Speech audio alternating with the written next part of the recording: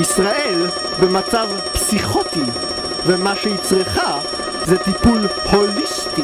הצטרפו למפלגת הגאולה, המפלגה היחידה שנותנת לכם את מה שאתם רוצים עכשיו, לא אחרי הבחירות, בזמן הבחירות. מפלגת הגאולה מציעה את האנטיווירוס הקוסמי לישראל 2009 לקיום הרמוני בעולם כאוטי.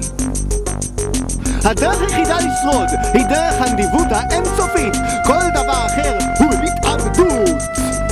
ב-2009 מבטלים את האגו, כי צריך להבין שכולם הם אליהו הנביא. אנחנו דורשים מחברי הכנסת, הכניסו צלם במשכן.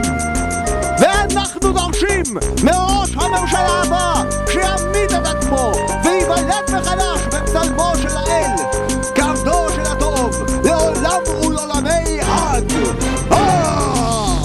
איתי והצטרפו לברית הישרים, הברית של האנשים שלוקחים אחריות על החיים שלהם ובוחרים בטוב.